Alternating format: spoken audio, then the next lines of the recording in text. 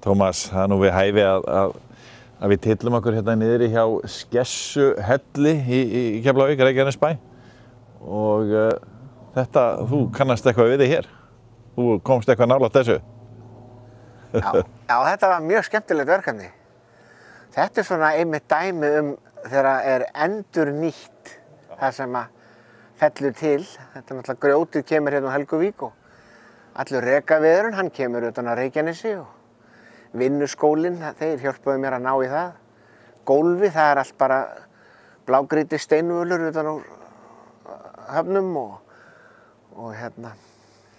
Þetta var mjög gaman. Já, þannig að þú varst verkefnastjóri yfir þessu verkefni. Þetta er svona, já, þetta er orðið eitt af svona skemmtilegri dæmum hérna í bæjarfélaginu, sérstaklega fyrir ungdóminn, fyrir krakkana. Já, þetta var mjög skemmtilegt verkefni og það voru allir svo samheldnir að gera þetta vel og ég vil meina það að þetta hafi tekist alveg gríðarlega vel. Krakkarnir koma og heilsa upp á skessuna í hellinum sem hrýtur hérna inni og hún gefur frá sér ýmis hljóð og með vindverki stundum. Ég hef nú verið hérna þegar hafa komið krakkar og þau hafa nú farið að skæla. Sko. Já. Það svona, þá kannski fór ég aðeins að hugsa, býtu, er þetta ekki alveg nógu barnvænt eða, en auðvitað náttúrulega, þau geta líka að fara að skæla þegar þú ert að lesa fyrir þau. En það er vinsælt að koma hérna þegar krakkarnir að hætta með snuð og svona, skessan fer að eiga snuðinn. Já, ég man einmitt eftir ég var nú eftirlitsmaður eftir þessu í nokkur ára eftir þetta var byggt og ég man þegar þessi hugmynd kom með snuðið þá hérna. Já, og svo voru jól líka hérna hjá henni og það var, þetta og sem betur fyrir þá hefur hún nú staðist þokkalega svona öll veður af sér.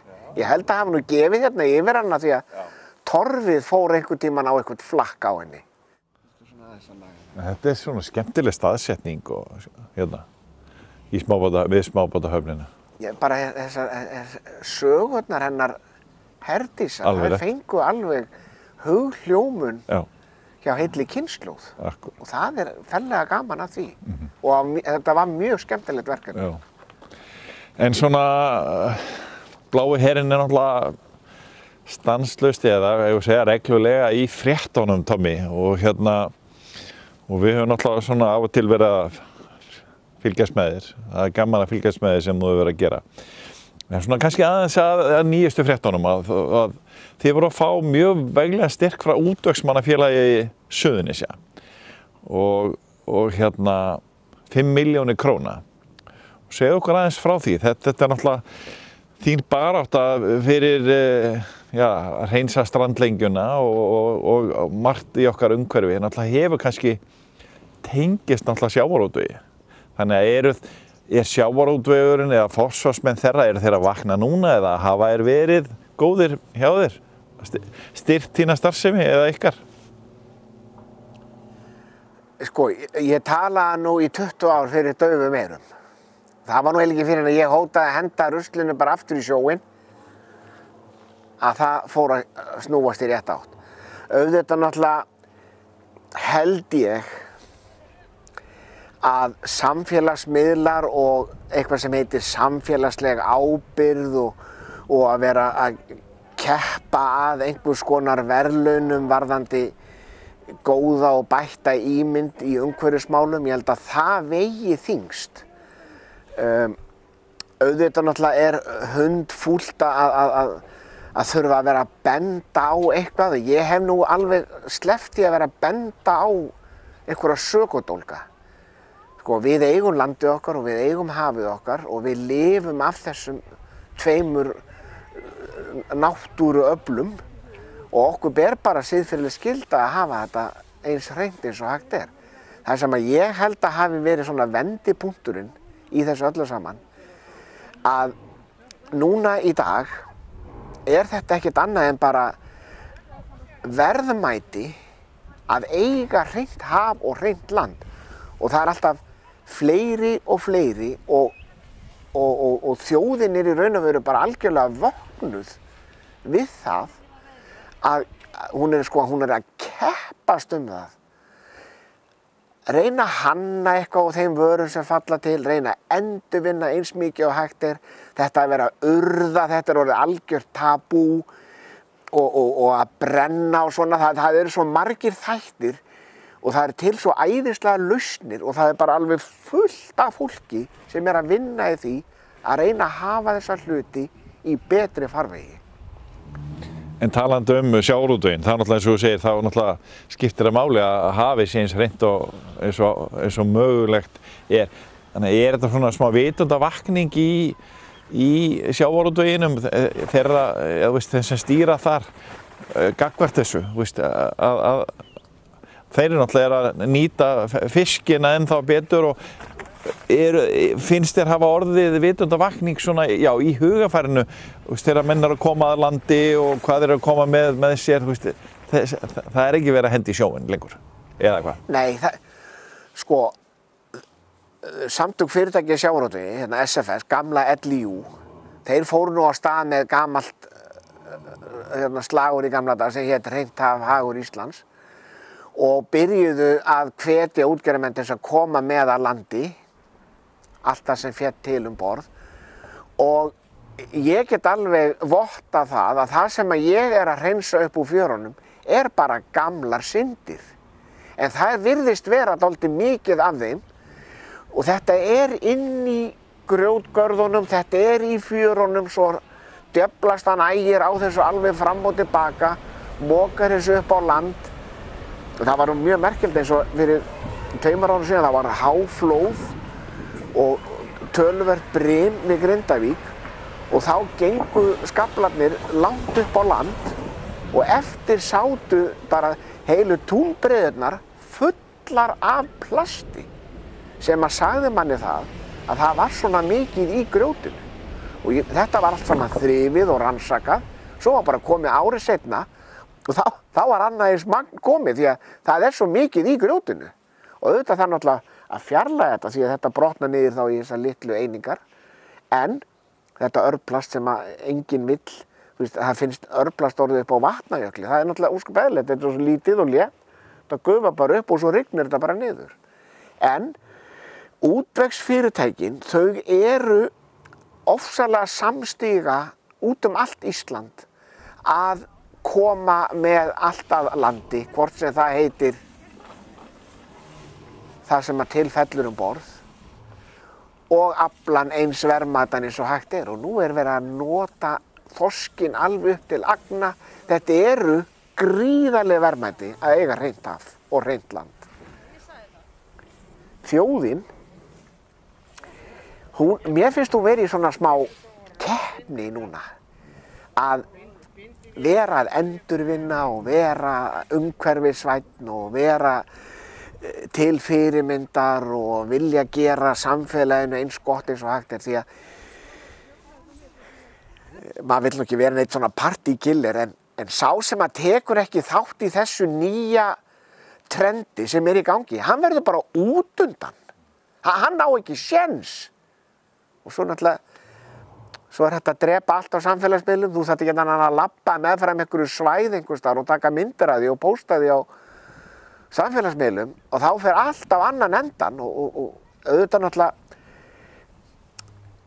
við Suðurnesjamenn, við getum gert rosalega mikið í því að fegra og bæta okkar ímynd og það er einmitt þetta verkefni sem við erum með núna Reykjanes jarðvangur, hérna UNESCO Geopark og Samband sveitarfélaga á Suðurnesjum og Blái herinn, við tókum höndum saman og gerðum smá samning og ég er búinn að hólfa niður hérna 25-30 svæði sem ég ætla bara að útdeila til fyrirtækja og stofnana og skóla og svo er ég bara til taks þegar þau vilja gera sér glaðan dag og fara og taka þessi hólf sín og drífa og síðan ætlum við að vigta þetta allt saman og síðan ætlum við að rannsaka hvað við hreinsuðum og eftir þetta ár þá getum við sagt að Suðurnesin, Reykjanesskaginn, sé þá hreinasta landsvæði Íslands og búið til svona módel sem ætti að geta nýst öðrum sveitarfélögum út allt land. Því þetta Þetta er ekki neitt flókið atrið, þetta er bara spurning um það, búa til verkefnið, hafa gaman að því, þetta kostar ákveðið fjármagn, það gerir það, og síðan er bara að láta slag standa og fara og hafa gaman. Sko, á þessum 25 árum, þá eru 10.000 manns búin að koma í verkefni hjá Bláa hernum. Þau eru búin að hreinsa 1600 tonn og þetta eru sko 80 og eitthvað þúsund vinnustundir sem liggja á bakvið þetta allt saman.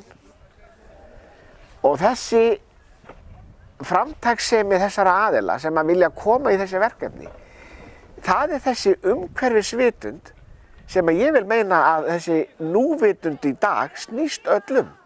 Þú getur gert rosalega mikið fyrir þitt samfélag sem er umhverfisvænt.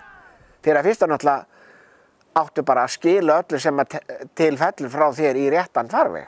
Það er aðalatriði. Síðan þarf að leysa alls konar svona einhverja spennur á tunnurnar svo að tunnurnar opnist ekki í öllum þessum rokum sem við höfum hér. Það eru landsvæði hérna og fyrirtæki sem eiga stór og mikið landsvæði sem eru á þeirra yfirráðasvæði. Þau eiga náttúrulega bara brett upp ermar og hafa þessi svæði hrein, sína samfélagslega ábyrgð. Vonandi tekst okkur hérna hjá þessu batteríi Reykjanes, Jarðvangu og SSS og Bláa hernum að útbúa svona dálítið pepp fyrir fyrirtækin að taka sín hólf og gera þeim góð skil. Ég trúi því að við hérna á Reykjanes eiga sko verðmætasta auglýsingaskilti sem til komið og njótið hreinna fjara á Suðurnesjum. Þetta er bara vörumerki og það er nú þannig að Blái herinn hann má votta fjörur. Það er alveg tekið gott og gilt hjá Umhverfisstofnun að ef að Blái herinn er búinn að þrífa einhvers staðar, þá er það hreint. Og það er mjög gaman að því. Það er ansi flottur stimpill. Já, það er mjög flott, það er verðmæti í því. Já. Sko, Landvernd og Blái herinn eiga vefsvæði sem heitir Hreinsum Ísland. Þar er allt tíundað niður hvernig þú átt að hafa árangursríka strandhreinsun. Þú getur ekki farið með leikskólakrakka í svona grjótgarða. Þú fer með þá í sandfjörurnar.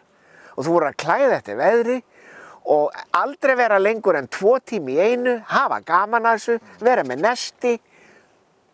Þetta er svo æðislega góð útivera. Hún skilur svo mikið eftir sig fyrir þá sem að eiga eftir að erfa þetta land okkar. Við erum staddir hérna við smábátahöfnina í Reykjanesbæ og hér mitt horfi við hérna í Keflavíkinni alveg á þess að, já, í dag er þetta orðið glæsileg strandlengja. Hún var það ekki fyrir 20 árum síðan. Nú er komið flott göngulaug hérna og hægt að hjóla og allt og maður sér að þetta er gríðarlega mikið notað. En segja okkur aðeins í stuttumáli svona þessi garður, hann varð til, fyrir einhverjum, þetta er orðin 10-15 ár síðan sem framkvæmdir hófust og þetta er grjót úr Helguvík, þar sem var verið að byggja álver og sem að reyndar reis, kannski, starfsemin hófst ekki. Segja okkur aðeins frá þessu. Þú þekkir málið. Sko, það var náttúrulega, hér var bara sjávargangurinn, hann var svo sterkur hérna. Þetta gekk alla leið upp á Hafnargötu og menn voru bara að velta fyrir sig hvernig er hægt að bremsa þetta af. Og þetta náttúrulega var tengt saman við það, allt þetta grjót sem er búið að sprengja úr Helguvíkinni var flutt hingað og búinn til þessi garður og síðan í ofanálag kom síðan göngustígur sem er gríðarlega vinsæll og þessi höfn var til og allt þetta í kringum þetta. Nú er þetta orðið bara málanna að það er verið að verja strandlengjuna mjög víða út af því að það hefur hækkað sjávarstaðan. Þrátt fyrir það að þessir grjótgarðar sem eru gríðarlegt öryggisatriði að þetta skuli ekki ganga hérna langt upp á land, en þeir fyllast því miður bara af, það þarf að þrífa úr þeim, en þeir eru gríðarlega gott verkefni og góð vörn og þetta er orðið bara allstaðar. Það er alls þar sem er verið að sprengja upp og gera eitthvað. Það fer allt í svona hafnargerð eða uppfyllingar eða eitthvað í kringum það. Og talandi strandlengjuna, þú nefndi það við mig daginn að þú ert farin að nota dróna til þess að skoða stöðuna, nýta þér nýjustu tækni. Hvernig ætlarðu að gera það meira eða? Já, nú er ég ekkert svona tæknigúrú en þegar maður lendir í svona einhverjum þrengingum eins og þegar þetta COVID kom hann í fyrra, þá duttu bara 10 verkefni strax út af verkefnaskránni sem var hingað og þangað landið að taka á móti fólki sem kæmi með litlum skemmtiferðaskipum og það átti meðal annars að koma 1 skemmtiferðaskip hingað til Keflavíkur og við ætlum að fara eitthvað út á Reykjanes og gera eitthvað. Nema það að ég sagði við konuna, nú bara hengjum við hjólhýsi aftan í bílinn og nú förum við bara og keyrum hringinn í kringum land og förum að skoða fjörur og förum svona að lita kóða fjörur vegna þess að í framtíðinni þá veit ég það að íslenska ríkisstjórnin hún ætlar sér að leggja fjármuni í það að þrífa landið sitt og þá er bara gott að byrja á verstu svæðunum og það er akkúrat það sem að ég var að gera hérna með Reykjanesskagann. Ég keypti með dróna og ég fór bara að filma verstu svæðin. Nú á ég myndir af verstu svæðunum og svo tökum við myndir þegar svæðin er orðin hrein og þá erum við með þessi verðmæti í höndunum það að hafa gert eitthvað. Sko, það er aðalatriði í dag, það er að blása það upp að vera að gera eitthvað í staðinn fyrir að láta negla sig við það að vera ekki að gera neitt því að það er erfiðara að vinna sig út úr þeirri stöðu heldur en að hafa gert eitthvað. Og þetta er bara skemmtilegt og ég ætla að skora á svona þau fyrirtæki sem að hafa tækifæri á því að gera sér einn glaðan umhverfisdag, að hafa bara samband við mig og af því að ég hef svo gaman að þessu, það er bara málið sko. Tómas, í þessum 5 milljóna styrk frá Útvegsmannafélagi Suðurnesja, þá ertu að, þá fá björgunarsveitirnar, ætlar að fá þær í lið með þér í þessu og þær fá hluta af styrknum? Já, 30%. Vegna þess að sko björgunarsveitirnar, þau eru náttúrulega, þetta er alveg sko tvíþætt. Þau komast á staðinn með sín tæki og tól sem eru þá 4-hjóladrifni bílar, þetta eru þannig svæði og þetta eru svona... Eru vel græjaðar sveitirnar? Já, eru vel græjaðar og þetta er svona klöngurvesinn, þetta er svona grjótgarðadæmi og erfitt en þetta er bara frábær fjáröflun fyrir björgunarsveitirnar að geta fengið styrk í sína frábæru starfsemi og ég tala ekki hérna á Reykjanesskaga því nú er búið að vera mikið álag á þeim vegna þess að náttúran okkar hérna fór að trufla dálítið prógrammi hjá okkur. En þetta módel Bláa hersins sem það hvernig hann vinnur, þetta virkar út allt land og það er alls staðar björgunarsveitir og það vantar alltaf peninga. Þannig að það væri gríðarlegur akkur fyrir björgunarsveitirnar að fara bara í svona hólfaskiptingu á sínum svæðum og að fyrirtækin á svæðinu, hvort sem það eru sjávarútvegsfyrirtæki eða önnur fyrirtæki, þau settu bara saman í búk til þess að sjá þetta framkvæmt og ég hlakka bara til þegar við hérna á Reykjanesinu erum búin að gera okkar, hvort ekki einhverjir aðrir taki ekki þetta módel og færið eitthvað annað.